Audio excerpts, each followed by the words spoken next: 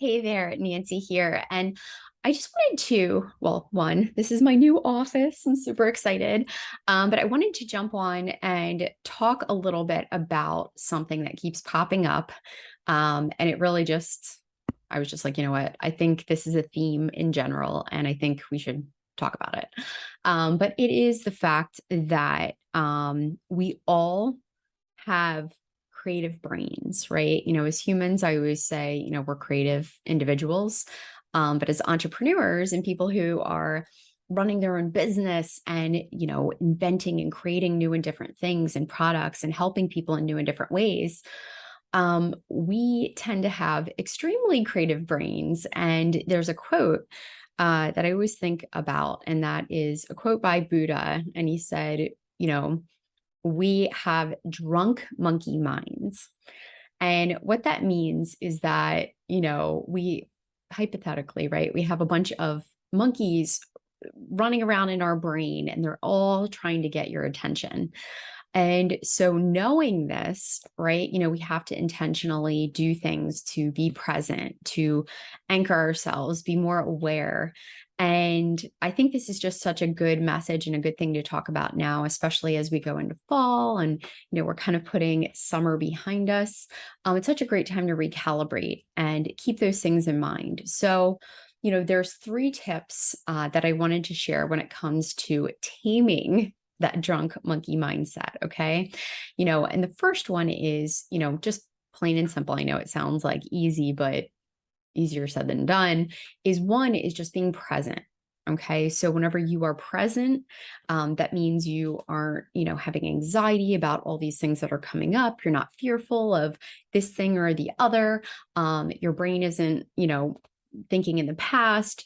When you're able to be present and really in the moment, that's when you're able to kind of calm things down. So the first tip, you can actually help to achieve that could be through meditating.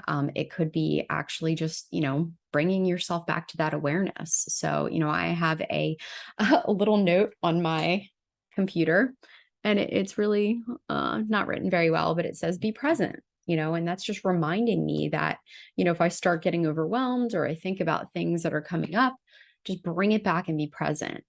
The second thing that I've just found to be such a useful tip whenever it comes to really staying focused, and that is to plan out your schedule the night before.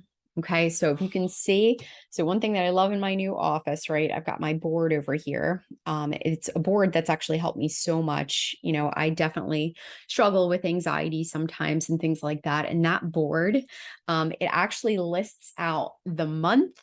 It's got the day, so I can actually put my agenda for the day, and it's got the entire week, Monday through Friday.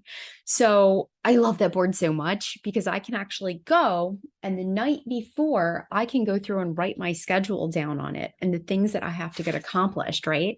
It's setting intentions. It's, I thought I'm doing a video. So anyway, setting intentions and getting things done. So it's so much better that way. So setting your intentions the day before. Some people plan out their weeks on Sundays and, plan it for the upcoming week. The third tip that I'll tell you is time block. Okay.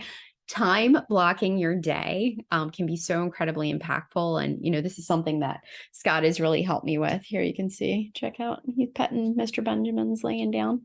So anyway, so time blocking my day is something that, is crucial, right? So you have a start time, you have an end time of each day. We can't get everything done. As an entrepreneur, you're going to always have a never ending to-do list. So, one thing that Scott really shared with me was probably one of the most impactful things whenever I was trying to juggle multiple businesses.